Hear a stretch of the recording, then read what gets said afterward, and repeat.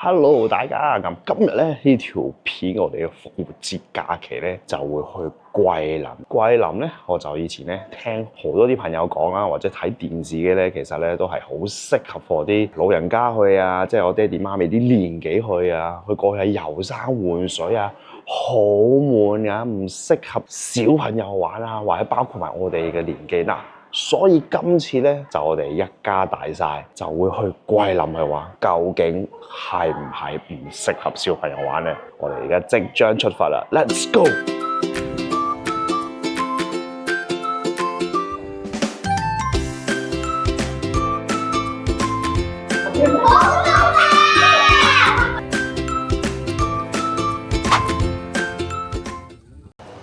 我哋上桂林之前就喺廣州瞓咗一晚，我哋差啲連火車都上唔到，爭2分鐘就開車。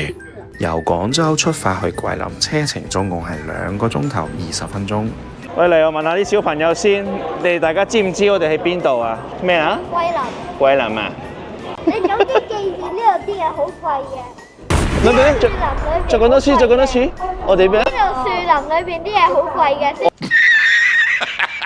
哦，咁我哋真係要睇下啲樹係咪真係好貴喎？嗱，而家一架成架 van 仔坐晒所有嘅人，哇！跟住由高鐵站出發去酒店呢，大概50公里40分鐘。我哋今晚 book 嘅酒店叫做御苑景舍，出邊嘅環境非常之舒服。酒店裏邊有2個大泳池，有個大草地，足夠啲小朋友可以周圍跑，同埋有呢個非常之靚嘅風景。介紹下間房間先，我哋今晚 book 呢個就係標準嘅雙人床。間房間裏面非常之乾淨，好大有企理，仲有呢，包括埋出邊一個非常之大嘅露台。嚟到浴室裏面非常之大同乾淨，裏面呢會有個電子馬，跟住沖涼房裏面呢非常之大，足夠2個仔裏邊一齊沖涼。如果需要浸浴嘅話呢，當然去呢度呢都會有個非常之大嘅浴缸。帶大家睇下出邊露台嘅景啦，出邊露台嘅景呢就非常之正啊，可以見到魚龍河嘅景，又可以見到啲山景啊，所有嘅嘢呢非常之正。我哋 check in 完之後，我哋第一個節目就會係玩呢一個嘅沙灘電單車啦。我哋揀咗呢個呢，就會喺我哋酒店附近嘅。我相信呢，陽朔呢會有好多唔同嘅沙灘電單車嘅路線。價錢方面係250蚊至290蚊，記得同佢哋傾價錢。總共呢係玩1個鐘頭，所以我覺得非常之抵。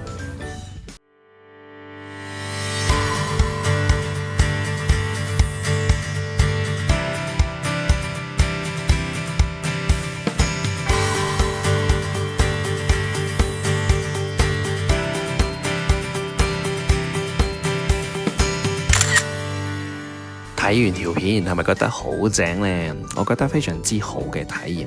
玩呢啲呢，多數呢一係就喺菲律賓或者泰國先有得玩，咁難得嚟到中國，梗係要體驗下啦。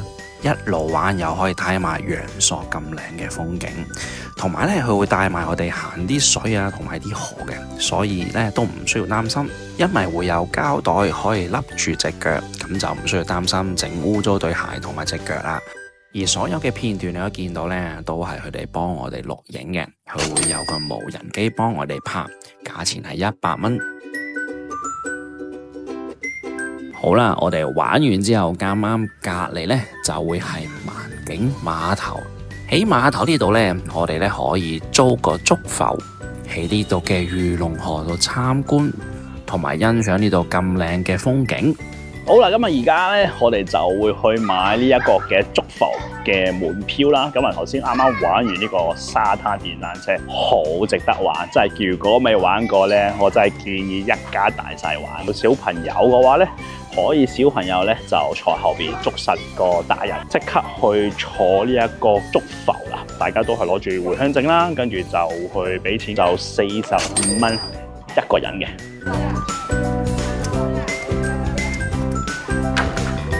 好啦，買咗飛之後呢，就直接過對面啦，跟住就要攞呢一個救生衣啦。之後呢，就會去攞個門票，同佢哋講，咁呢就會帶去你要將會上個竹浮嘅。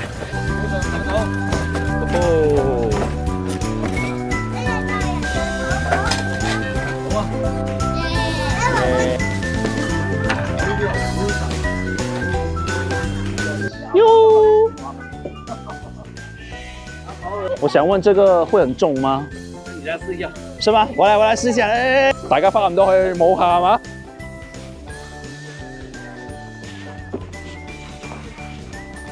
要請人嗎？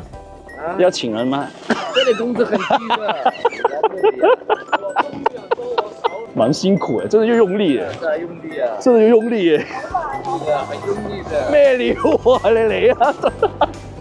哇，交給你師傅。不簡單，真係不簡單，真係不簡單，真係用力㗎。唔係講笑啊，真係好重啊！所以我真係要好好感恩呢位叔叔一路撐住個竹浮，讓我哋喺魚龍河可以欣賞呢個風景。之後兩位小朋友都想試下，最底先，插到最底先。跑不動的是拍個照好啦。係啊，拍個照就好。唔喐嘅。我要翻去喎，你唔好跌個竹啊！翻唔到去，我哋真係。來換一個，來 fireman 去吧，嚟，哇！掂落，我哋翻返轉頭咯，跟住。還有誰？嚟，1、2、3。玩完， Look at it, it's a sphere. 好唔好睇啊？好唔好睇啊？好睇啊！係啊。好睇啊！係好睇啊！好睇啊！係啊！玩完之後時間都差唔多啦，我哋呢就會出去桂林一個好出名嘅特色嘅街，叫做西街。而呢一條街呢，相當之多人，非常之多旅遊客嘅。嚟到桂林，當然要食桂林菜啦，所以呢，我哋呢就做咗 research， 就會去食呢一間嘅和田園。呢間餐廳裏面嘅裝修古色古味，非常之特別。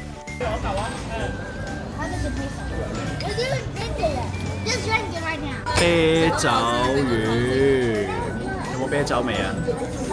我幫你哋試下幾辣啊！叉燒。我後邊係多士嚟㗎。係啊，下邊多士，跟住呢啲就係蘋果醋，食咗先飲。好靚呢個茶房。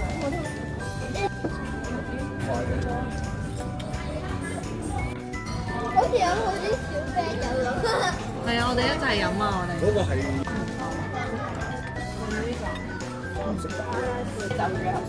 攞豆腐喎，啤酒飲。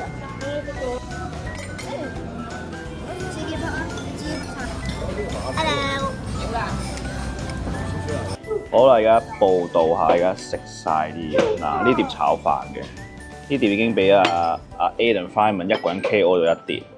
跟住呢個就叉燒多士啦，咁啊剩翻啲蘋果醋嘅，呢個 OK。跟住油麥菜啦，冇乜特別。呢個咕嚕肉一流，上面咧佢就撈咗啲熱情果汁嘅，所以就好好食啦。小朋友又啱食。咁呢個咧就其實有少少似咧小炒王嘅，因為小朋友咧都會食呢啲蝦啦，係啦。啤酒魚就食落去冇乜特別，最好食係個豆腐咁啊！都見到我哋都清晒其實，咁小朋友都啱嘅。你見到辣椒其實一啲都唔係好辣啊！跟住有呢個金銀蛋係咪？食晒，跟住呢個唔知叫咩肉啊？呢個又係東坡肉清晒，跟住第二碟炒飯食晒，跟住就呢一個係馬蹄。上面撈咗啲桂花汁 ，OK 嘅，呢間嘢 OK 咯，一流，清晒。好，我哋而家食完間餐廳咧，我都想講呢間餐廳咧真係平靚正，8個人咧食咗差唔多420蚊，啲餸起碼好食。小朋友又啱食，性價比高，真係 OK，好味好味好味 ，good good good。真係唔好意思，頭先一食完嘢落去呢個環境呢非常之嘈呢，麻煩原諒小弟。咁我哋而家食完嘢呢，再繼續參觀西街嘅周圍環境。咁啊頭先啦就想講呢點解咁嘈呢？原來呢下面呢又有間酒吧，一去到夜晚呢啲酒吧呢就開始做生意，所以條街呢係非常之熱鬧，有酒吧啦，有賣零食啦，賣茶葉啦，有幫人畫畫等等呢一類型嘅。之後呢，我哋再經過一個地方呢，啲小朋友呢就企喺啲草叢後邊，呢度影相呢非常之靚。影完相之後，我哋就返酒店就完成我哋第一日嘅節目啦。好啦，嚟到第二日，我哋今日嘅節目呢相當之精彩，所以出發之前呢，食個靚早餐。呢度嘅早餐呢就非常之多嘅選擇，好豐富，啱大人同埋小朋友食。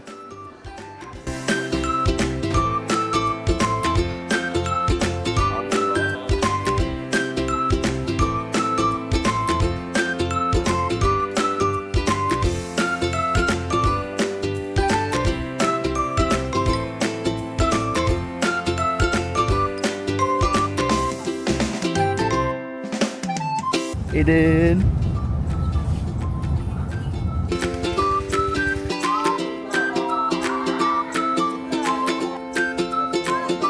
我哋第二日嘅第一個活動呢，就係坐熱氣球啦。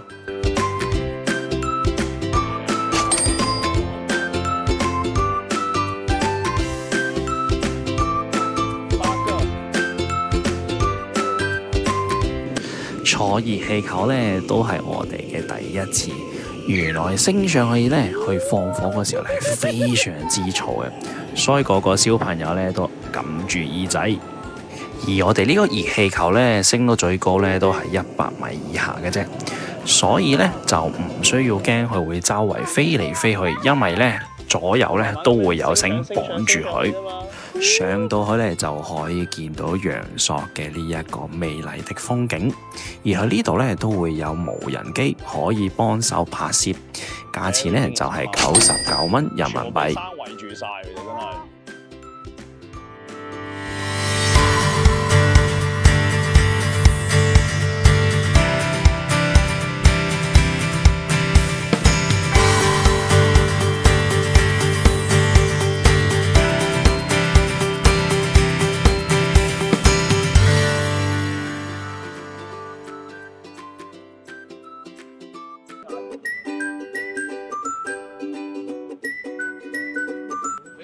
哇，perfect！佢要坐住，咁咪冇飛咯。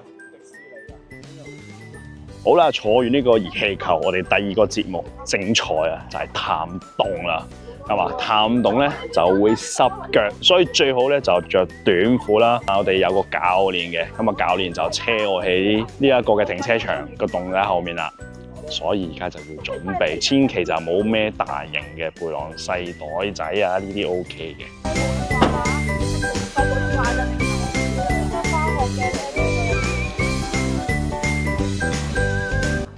好啦，咁啊教練頭先講啦，就會個山嘅入咗個洞，跟住上到去好似一半，跟住再出邊咧，再會落翻嚟，翻轉頭嘅。咁就話唔會行一個回頭路嘅。如果大家係着住好似我哋而家着緊呢啲鞋咁點啊？去到嗰度咧，有啲村民咧就會賣啲水鞋啦，咁啊可以買水鞋啦，職場嗰度。咁就建議大家最好就着短褲啦，係啦。如果你話着好似類似呢一種嘅運動褲，你唔介意濕嘅，咁都冇問題，因為成隻腳係會濕晒，同埋係會出汗嘅。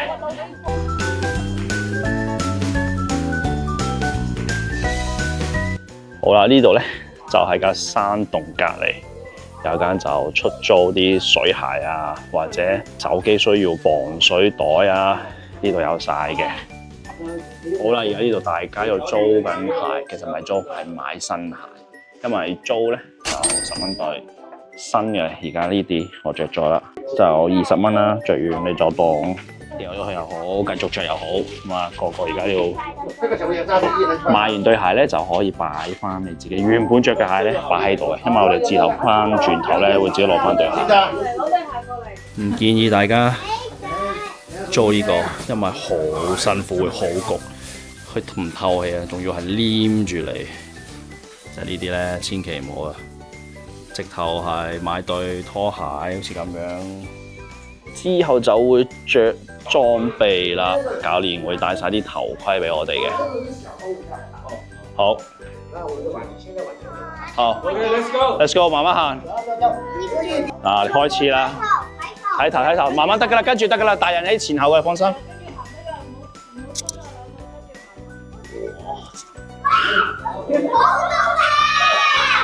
行啊行啊！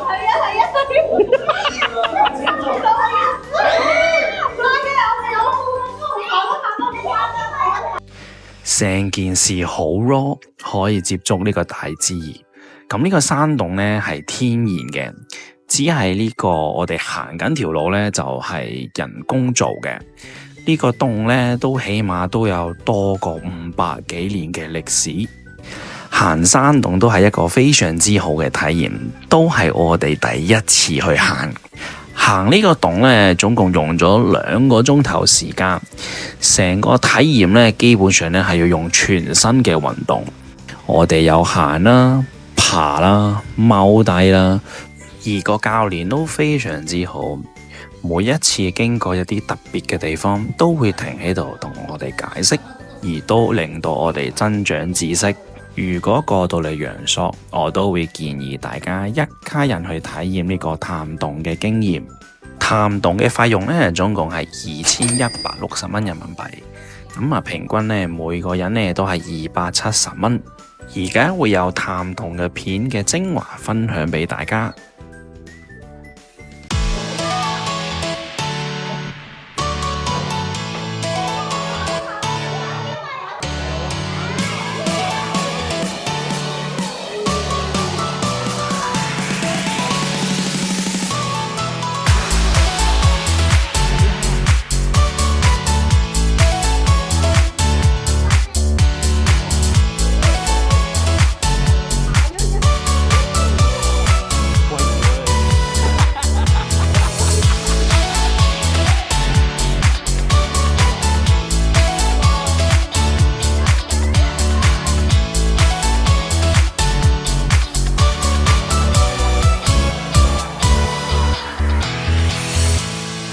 Titanic 鐘乳石。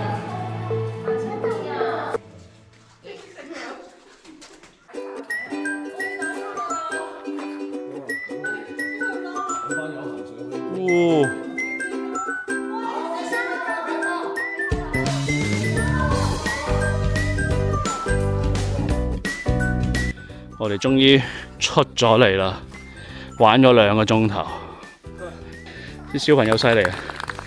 真係唔簡單，但係值得去，唔係好貴，正，極好嘅體驗啊！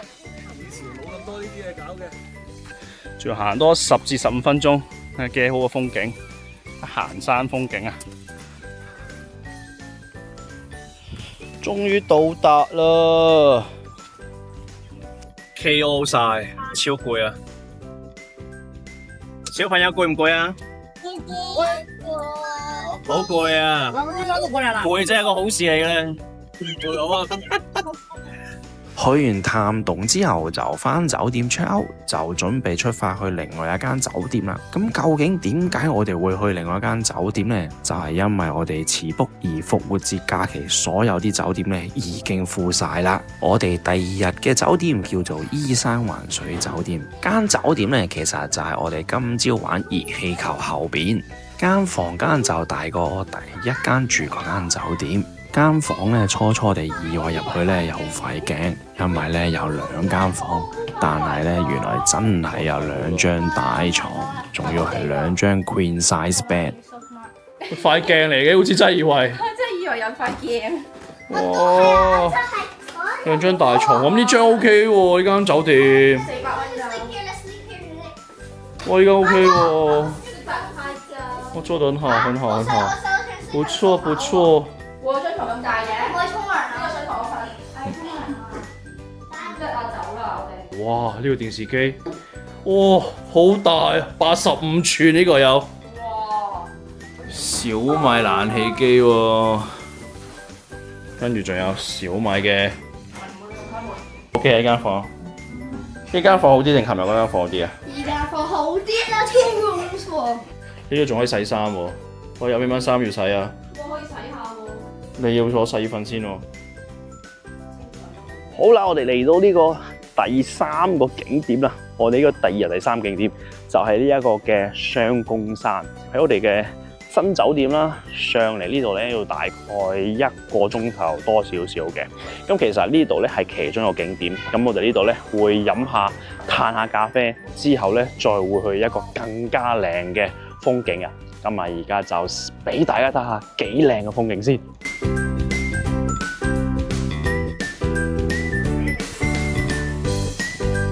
嗰個森林幾錢啊？係咪好貴啊？好貴啊！太貴啦！幾錢啊？幾貴啊？呢度樹林裏邊啲嘢好貴嘅，先咪3萬啊！3萬蚊，咁3萬蚊，3萬蚊買一座山咁又唔貴喎。Oh my gosh！ 哇，好漂亮！嗱，我哋呢度咧，啱啱咧停喺正中間咧，就睇呢一個嘅超級靚個曙光。你睇，好靚，應該爆晒光，而家睇唔到，但係真係好靚。因為其實咧，我哋喺雙公山嗰度咧，如果你喺酒店或者小紅書見到話雙公山睇日落咧，係錯嘅。雙公山唔係睇日落，係睇日出。咁我哋咧會去一個地方就叫千里江山圖，嗰度就真係睇日落啦。咁而家咧就啱啱停正中間就可以睇呢一個曙光，真係好靚。你睇，哇，好漂亮啊！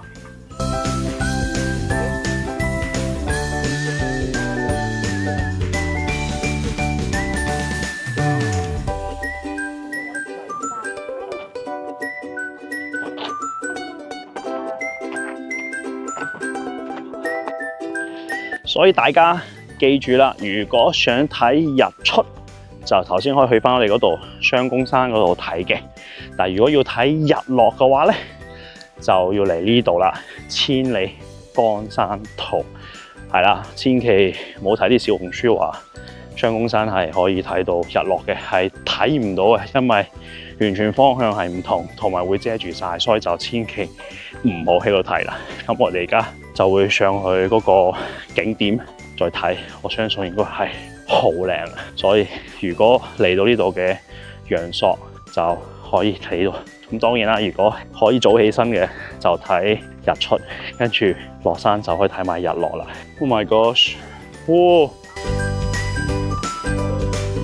好靚喎！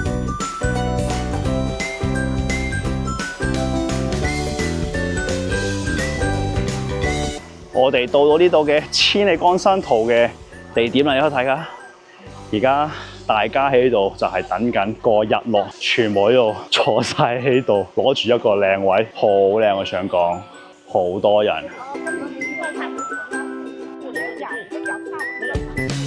好似一幅畫咁樣，幾多山，好多山喺晒度啊，成幅畫咁啊！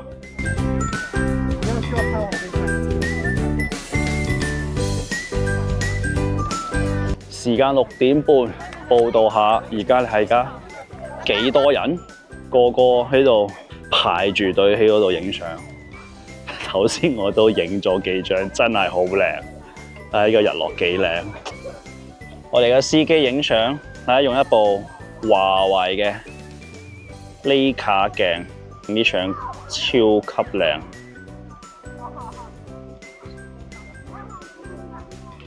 我哋而家就睇完日落就會翻去啦。本身咧就諗住再抱住多一段時間咧，其實係想睇呢一種嘅效果。但係可惜啦，今日就烏雲比較多少少，應該有機會就聽日呢度嘅陽朔同埋桂林就落雨，所以就可惜啦，等唔到啦。但係真係非常之靚啊，值得嚟呢度去體驗睇呢一個非常之靚嘅一個嘅風景。你見到後邊所有嘅山咧，基本上好似係畫水畫，好靚，真係值得你去體驗。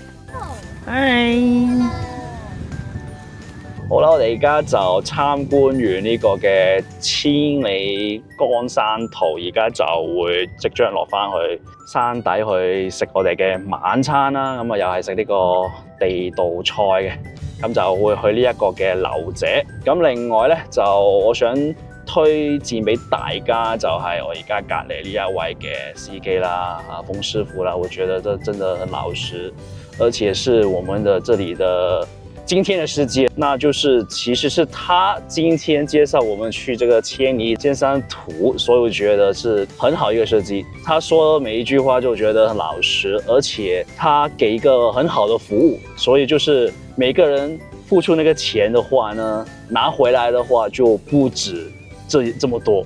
所以說，如果來到這裡的桂林或者是陽朔的話，可以直接找馮師傅，我這裡已經會加他的 WeChat ID，可以直接找他。而且他不只是一個好設計，他也拍照也拍得很好，他比我們用 iPhone 拍照拍得更好。你又多一個職業了已經。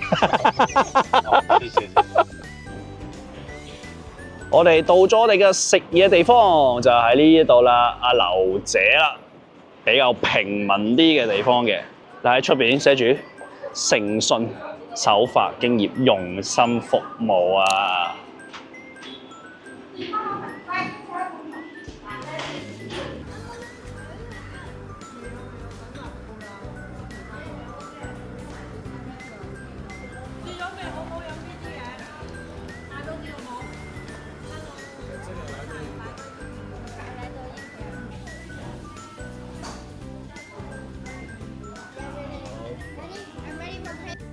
好啦，咁就嚟到第3日啦。大家都見到啦，我哋呢一間嘅酒店嘅早餐呢，就真係爭少少，就冇我哋琴日間酒店呢啲早餐呢就咁豐富。咁食完早餐呢，我哋呢今日呢就會出發去桂林。而家第3日就會陽朔坐車個半鐘頭去桂林。咁就而家去桂林間酒店先，再諗下我哋嘅行程係點樣嘅。終於到咗桂林啦！咁今次咧喺桂林，我哋就會住呢個全季酒店嘅。如果大家上過內地玩呢，相信咧一定會住過全季酒店啦。佢一個好大型嘅集團酒店嚟嘅，而佢間酒店咧性價比高，房間又乾淨，花灑沖涼同埋床都 OK。check 完煙之後呢，我哋咧就出去食桂林地道菜。我哋就去咗呢間福臨米線，就會食呢度嘅地道嘅桂林米線。呢度呢，俾我呢見到呢有狗肉米線喎，真係估佢唔到。當然啦，我哋冇嗌狗肉，嗌翻啲正常嘢食啦，牛腩米線啦。小朋友我哋就嗌咗炒河粉，唔好睇少呢個炒河粉咁簡單，佢哋都請咗2大兜，而我都有試過，都好好味，好有和氣。食完嘢之後，我哋就會出發去桂林最出名嘅一個地方，就係呢個靖江王府啦。門票價錢呢，司機呢就幫我哋買咗，總共呢係510蚊。而家你見到呢一個地都係曾經幾個皇帝行過，所以我哋都要行上呢個皇道。嗱，分享翻少少啦，嚟到呢一度嘅桂林王府咧，其實佢係儲齊晒一個團咧入去咧，咁大概會介紹差唔多成個半至2個鐘頭，所以冇得獨自單獨自己自由行，一定係要跟團。好啦，咁裡面嘅景點呢，我就唔多介紹啦。我只係咁講1個半至2個鐘頭呢，其實都一個好好嘅體驗啦，都讓我哋了解更加多嘅嘢嘅。裡面王府，我覺得最值得去參觀呢，就係呢個獨秀峰，非常之特別。好啦，我哋完成呢一個團之後呢，可以自己自由活動上去呢一個嘅獨秀峰嘅，就話上去都大概差唔多都要20分鐘嘅。可以睇下個梯級咧，係非常之都幾高下，我想講啊，好高。係咪到啦？跑唔到啊！我跌落去。唔係講笑，好消耗體力，啲級好勁。嗨，加油啊！就到㗎啦。 A few moments later. 咁大家見到啦，上到最頂咧，其實係冇一棟嘅高樓大廈咧係高過呢一座山，佢哋都唔俾係高過呢一座山嘅，因為以前呢度係皇帝有住過呢度，所以唔可以俾佢高過皇帝。咁頭先我哋係喺呢一個入口入嚟啦，跟住就喺度參觀嘅，你可以見到個景係非常之靚，可以見到全部啲山啦。咁我見到基本上見到所有嘅桂林市啦。挑戰咗上嚟之後，就而家行翻落去。哇！我哋落到去地面之後，每人就買個雪條，一路享受一路 chill， 之後就會繼續我哋下一個節目。好啦，我哋嚟到一個桂林其中一個景點就係呢個象鼻山。咁其實呢度象鼻山一行去咧就可以行到去日月雙塔嘅。講明先，落去咧係要俾錢嘅，就因為時間關係咧，我哋就去一個地方，呢度咧係可以見到個象鼻山。我覺得唯一一個地方可以見到，因為行前少少睇唔到嘅咧，淨係呢一個地方咧。如果大家想一個 shortcut 而唔想俾錢，就喺呢一邊。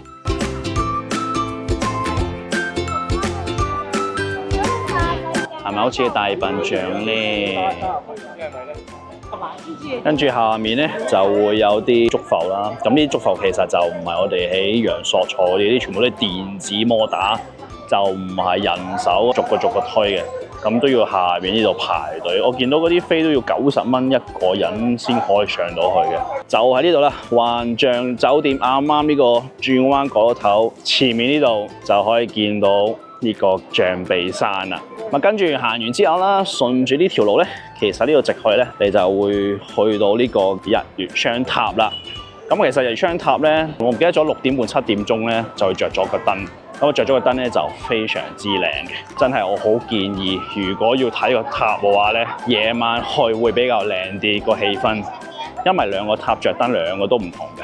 跟住嚟到呢度啦。呢度前面咧就可以見到日月雙塔啦。哇，好靚啊！嗰個位兩支塔。好啦，我哋呢度後面咧就係日月雙塔。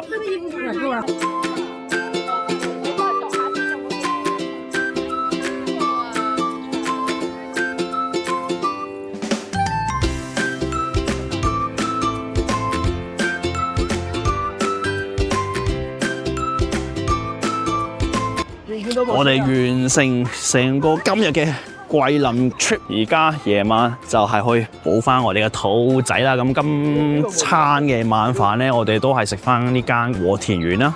之前就喺呢個陽朔西街食咗，真係好食嘅，價錢我覺得唔係好貴，但係成個環境啊啲嘢食咧都好好食，同埋嗰間餐廳咧都見過有幾個香港人去食，大家都知啦。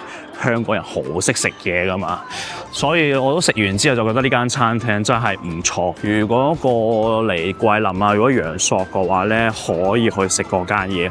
咁我哋而家呢度咧就係桂林嘅萬象城啦，嘅和田園就喺裏面啦。咁啊食完之後，我哋就會返酒店去休息。